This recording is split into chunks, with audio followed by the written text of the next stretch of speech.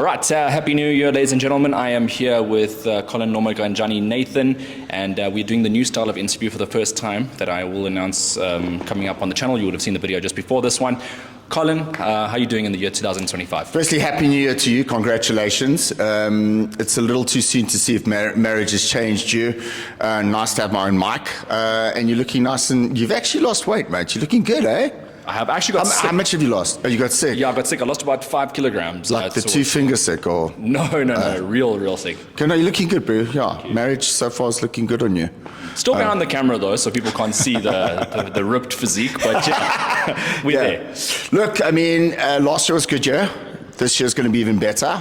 Looking forward. There's just so many things happening at the moment. Things are like quite hectic. You know, it's like only the third week of the year, and you're seeing other promotions starting up. And you know, what's great about these new developments, which is fantastic actually, is that specifically in Gauteng and hopefully around the country, there are other promoters starting out. But a lot of these promoters that are merging are not government-funded promoters, and that's very positive for South African boxing. You know, so I think we're going to have less cancellations, less fighters getting dicked around. And I think it's just a very, very positive move for South African boxing. And I'm very excited about it.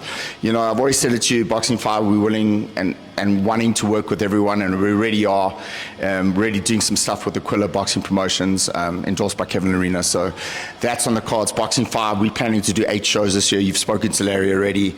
And we're just very upbeat about the year. And I think it's going to be a very positive, strong year.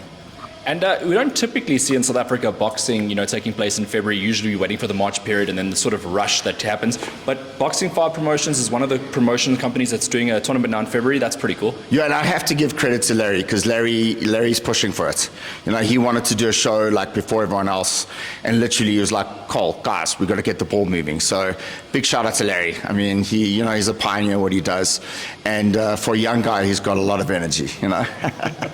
But I mean, also what must have factored in there was, I know there was mention of Ramadan taking place in March and Boysons. Was that a factor? Well, that was a factor, but equally, you know, when Larry said to you last year, I think one of your closing interviews with Larry was like, yo, we want to do 8 to 10 shows next year. And I was like, because it's a lot of work, as you know. Yeah. And he just literally was like, guys, we've got to get the ball rolling. Let's do it. So very excited about that. And I can imagine you've got 8 shows locally throughout the year, but also you've got overseas and international trips that you have to factor in all between that? Yeah, of course. I mean, you know how I operate. It's just like, it never slows down for me. Even during a break or a holiday, you could say, like I'm always on my phone, always checking mails, always getting stuff sent to me. And it's never just one WhatsApp text. It's always just several, and you got to answer all several. And so business never closes for me. It's not that to say that I can't cope or that I have brain fatigue, because sometimes I do, but it's just consistent. And yes, I mean, there is some stuff happening in the background with regards to Sivanati and with regards to Pumelela. We've had some positive discussions, and that's obviously what I've been working on this week as well. And just keeping the momentum going and shifting, and you know, speaking to Abi Manisi a lot. I'm sure I'm driving him crazy, but it is what it is. I mean, we've got to get the ball rolling, we've got work to do, and we've got to feature our fighters. Well, one thing I did want to mention about Sivanati Nonshinga was, obviously I put out a post a couple of days ago. It got a sort of mixed reaction. You know, some people have become doubters as well, and I think that's what comes with the territory of becoming a world champion. And you know, there will be haters and lovers, but I don't know if you saw any of the comments, but I thought it was just out of line. To be honest with you, I don't pay much attention to the comments. Equally, I really enjoyed what Turki Al-Sheikh said, was last week, where he said losing should become the norm in boxing. Well, not the norm, but it should be more acceptable. And the reality is that fighters lose. And unfortunately, Mayweather came out protecting his O for so long, is that the young generation of fighters and fans as well want that O. And the late, great Teddy Brenner, who's probably the greatest matchmaker in boxing history, used to match for the Garden, Madison Square Garden, said, show me a fighter who's unbeaten and I'll show you a fighter who can't fight. So at the end of the day, it's like losing in boxing is not the end of the world. It's our responsibility as trainers, managers and promoters to bring these fighters back. Losing is part of life, Hayden, you know, unless you're Mayweather, of course. Yeah, I mean, look, I mean, you also got, I don't know if you consider a draw a blemish on your record, but you got boxers that have draws as well. Pumelela Kafu's got 3 draws in his record, and he's, you know, world champion. So come on, let's be real. It's not the end of the world. It depends on how a fighter adapts on the loss or the draw or even the win, So with Sivanati, yes, you were with us in Nagoya, and it was obviously heartbreaking. But he's 26 years old. I mean, he can come back and become a 3-time world champion. And that's obviously the game. That's what we're in the game for, is that we want to make him a 3-time world champion, and that's obviously the goal. What's the discussion been like regarding his weight division? Because I've seen over social media, people are really getting heavily involved in the debate whether he should go up or not. And what was your thoughts? Look, there's something brewing, which I should know about in the next week or two. Obviously going to sit down again with your new style of interviewing and get it announced. I don't know yet. I feel that he's got the frame and the limbs, obviously, and obviously the heights to move up to 112. Is it a question of him moving up to 112 the best move for him? Equally, should we try him at 112 and see and have a good win at 112 and then, he's back in the mix? I don't know yet. But equally, I think he's big enough, tall enough, and rangy enough to move up to 112 and be effective in that division as well. Yeah, he's obviously still, Matchroom still shows some of his videos from time to time, so they're obviously still high on his prospects. Is that still happening? Are they still together? We'll discuss this in the next week or so, yeah. All right, awesome. Pumelela Kafu, obviously the world's at his feet right now. He's the world champion. He's got options. Is there any news on him? There's stuff brewing. Started discussing his next move. Again, next week I'll be more in touch with Tech and Promotions. There's something coming up, and right now, obviously, I can't announce anything until I have something concrete. And the concrete is a contract when we sign it. So, but there's stuff brewing. He's in the gym. A lot of the guys came into the gym like, obviously, one too many pies over the Christmas and festive holidays. But his weight's okay. Generally, we haven't had a lot of guys like grossly overweight. So, yeah, I'm just looking forward to him, and you know what I feel about his ability. We took a massive gamble last year, and it paid off, and actually got recognized by Ring Magazine as one of the upsets of the year. I thought the winner who knocked out Mungia was the correct winner, though, if I'm honest. But I did think that we would get a mention, which we did. So I was very, very impressed and very happy for that nomination. Yeah, Ring Magazine. Obviously, that's now owned by Turkey Al Sheikh, Saudi Arabia.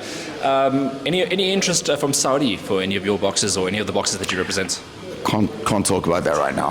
Sorry, I know it's like very ambiguous, all these comments I'm making to you, but there's always stuff brewing in the background. There's always a maze that you got to figure out, and you got to put all the dots together. But there's some stuff brewing. Okay, 2025 is upon us. We're here. We got a whole map out here ahead of us. Are you excited about the year? I'm excited. There's a lot of work. We're looking at doing 8 shows for Boxing 5. We want to keep our fighters active. We now, the licensing and the sparring is going to be coming up shortly. We've got a lot of young fighters, a lot of talented fighters ready to cross over to the professional ranks. Big shout out to Sean Ness as well and Shannon Stradom. We're looking at developing our next group of 4-round athletes, and that for me is very exciting because I think these are the next generation and next stars of South African and African boxing. And I'm very confident that these fighters that we've kind of identified and that have contacted us are the next stars. They are the next stars. We've just seen one of our babies, Joshua Feldman, being elevated from 4 rounds to 6 rounds. Ishmael Qadri is a product of that. Katlego Kanyus is a product of that. And I think one of my fortes is developing talents at the right pace at the right time and getting the results that's obviously desired for the team and no doubt management. So I'm very excited about the next stock of athletes coming through. And then, of course, now we're just waiting on Boxing South Africa to announce a date for the sparring for the licenses. Yeah, because obviously I can imagine that all these young talents would feature on maybe Boxing 5's next tournament, or there's some other promoters that you're discussing as well. Yeah, well, it would all be subject to the licensing and obviously the board approving the licenses. But then again, we're waiting on Boxing South Africa to give us a date so we can get the ball rolling. But I think the licensing opens up in March and I think closes off at the end of April or the mid-April, if I'm correct. And then the board has to sit and obviously approve all the license applications. I noticed Aquilla Boxing Promotions, they announced their bill already, and one of your fighters is on there, Almighty Creed Moyo. Creed Moyo's on the fight card. I can also announce, which we've just done the deal now, and Boxing 5, we are okay with it. Kane Fury is going to be also fighting on that fight card on the 15th of March, an opponent to be announced.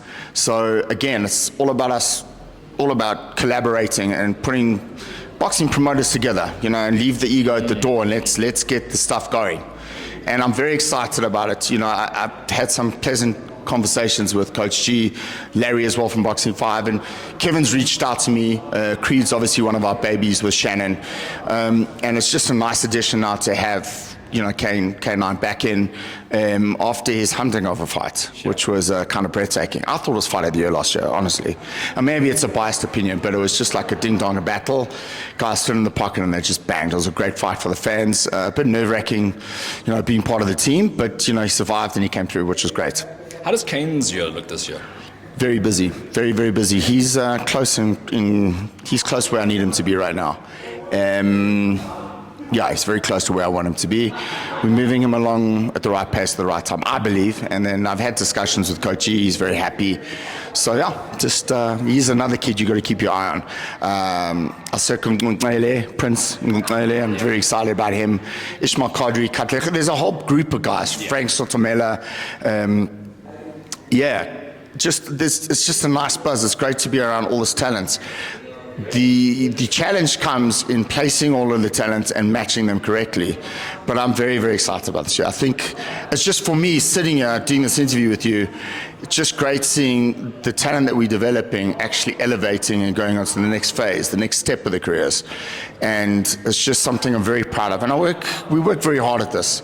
It's not easy. Everyone sees the end product, and it's not that easy to get the end product to be where you want them to be. Yeah, it's a couple of years of work now that's sort of, as you mentioned, going from 4 to 6 to 8 rounders. Obviously, tomorrow I'm going to be catching up with Larry, discussing the bill, so we'll sort of announce that tomorrow. For you, seeing another one of your athletes, unfortunately this time not getting the good result in Australia. Sean Potgieter, unfortunately 2 rounds against Justice Huni, although it is the heavyweight division. Yeah, look, we took a gamble, and I think I might have mentioned in one of the press releases that we're rolling the dice with Sean. He's 37 years old, lovable guy. And it can happen in boxing. I mean, look at AJ. He got sparked against Dubois and he's coming back now. And that's the heavyweight division. There's still a fight looming, obviously, locally between him and Chris Thompson, 2 friends. I think that's kind of the local fight that the fans want. So let's see how the year places and let's see if we can get that over the line. With regards to the loss, it's boxing, and it's heavyweight boxing. The gamble, unfortunately, never paid off. But, it's not the end of the world. Sean, as he said to me when I called him after the loss, he said to me, his life's like Rocky. He's been stopped against Gomes in 1 round. He came back, he regrouped, won the SA Championship, won a rematch against Keaton. And that's also a possibility. If Keaton comes back, which I know he's in training, and he comes back, looks about, let's do it again. So there's a lot of possibilities for Sean as well, locally. And a few wins, he's back in the mix for another fight internationally. All right, and that also brings about father versus son. We can obviously make that story happen. But you rolled the dice with Sean. He took his opportunity. Sometimes it works, sometimes it doesn't work. One other guy that you've rolled the dice with in the past, Loro Gamini, obviously he's a super exciting guy. Lost a split against Tomoki Komeda, such a razor-thin decision. He's got to get a win now, come back and reestablish himself. What's the plans for him? I think he will. Just very proud of that guy. Just very, very proud of that guy. He's done exceptionally well with his personal space as well. And he's just one of those loyal guys. He's been with me for 9 years now. Just incredible. And I love him to bits, as I do with all my fighters. So he's done well from a personal perspective. And then obviously now, from a career perspective, I want to bring him back with a win. We're looking at April or May potentially. And then just obviously get him back in contention either for eliminated. You've seen now that Tomoki is now challenging Angelo Leo for the IBF Championship, so we came within a whisker there, and I still have a lot of faith in Loro can get to that point, cross that line, and get into a world title contention, challenge and win. on his day, he's a nightmare and a handful and can beat anyone on his day. Unfortunately, you know the situation with him and pneumonia and being hospitalized. And you could see that he was a little bit step behind of himself in the fight. And he even admitted to us in the dressing room that he wasn't himself. But when he is himself, I still have a lot of confidence that he can become a champion of the world. And that's obviously what we're working towards. Personally, you've been working in the background as well with some deals that you've been doing. Can you just let us know? Yes, I've done a partnership deal with the sports company. They have the rights for Nike Boxing for South Africa. And if you go on their website, which is the sportscompany.co.za, and you click onto boxing and use my discount, what would you call it? Discount code of No Doubt 10. You get a 10% discount. The best prices on Nike boxing boots in South Africa. There's no doubts, and no doubts. So very excited about that.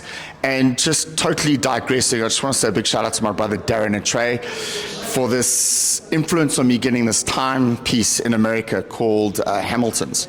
It's because of those two guys I bought this watch. Sorry, this is totally off topic, but yeah. So, I mean, there's a lot going on. I'm very excited about this year. Very excited about the fighters that are coming through the doors. Very excited about boxing for South Africa. We have a new board. It's very refreshing. Whether or not they make the right decisions, the ball's in their court now. Hopefully they will. And obviously all eyes on them for the decisions that they make going forward and how boxing in this country is run, administratively as well. And I think, as I said to you towards the end of last year, and I'm going to say to you again, I think this year we're going to see the real promoters coming out. The real hustlers who go to the private sector, who aren't reliant on government funding, who put their hand in their pocket, who go into the sector, who get sponsorship, who fundraise themselves. And I think we're going to see that significantly in South Africa this year, particularly this year.